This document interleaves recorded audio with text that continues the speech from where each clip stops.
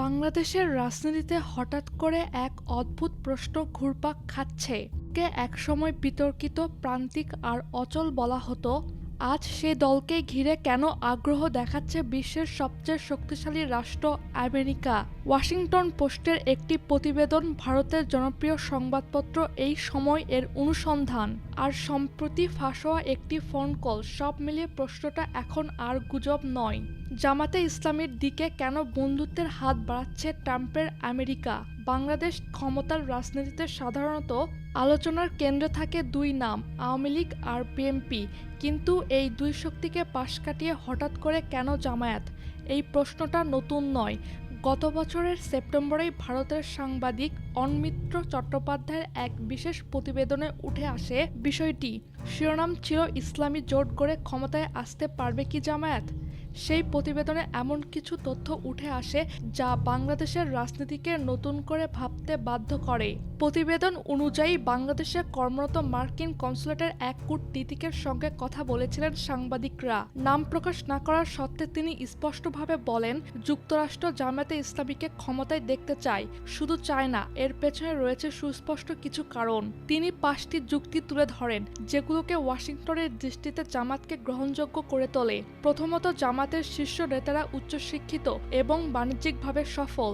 দ্বিতীয়ত, তারা ভদ্র, সভ্য এবং কূটনৈতিক আচরণে পারদর্শী, তাদের সঙ্গে কথা বলা সহজ। তৃতীয়ত, অতীতের রাজনৈতিক অবস্থানের কারণে তারা শাসক গোষ্ঠীর নির্যাতনের শিকার হয়েছে।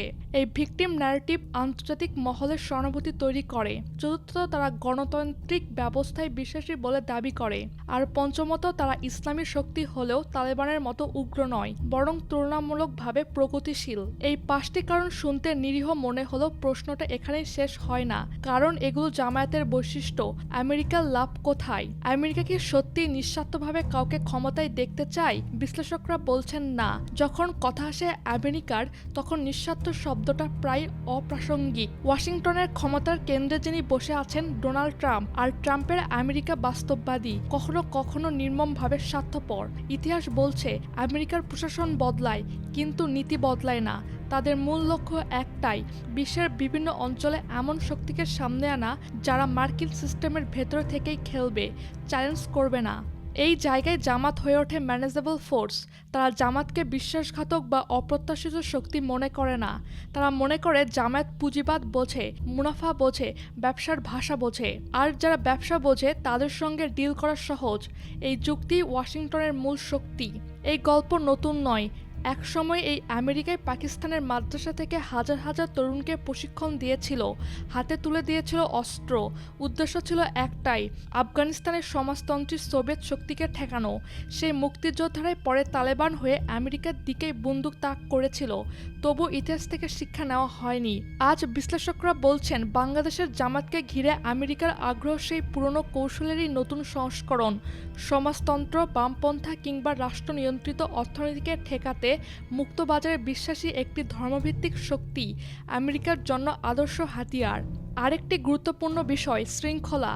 মার্কিন কূটনীতিকরা জামাতকে ডিসিপ্লিনড পার্টি বলে উল্লেখ করেন। তাদের মতে অন্য দলের তুলনায় জামাতকে ভেতরে ভেতরে বেশি গোছানো মনে করে আমেরিকা।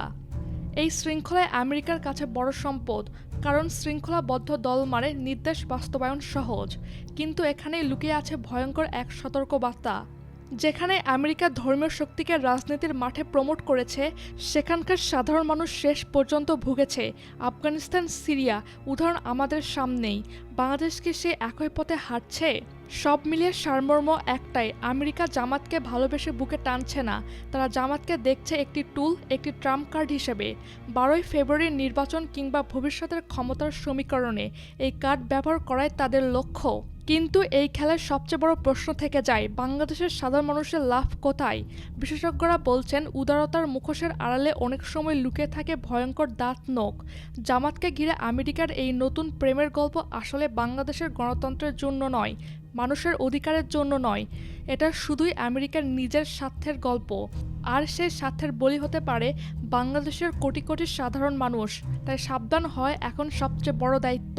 কারণ ক্ষমতার খেলায় মুখ বদলায়, কিন্তু খেলোয়াড় বদলায় না।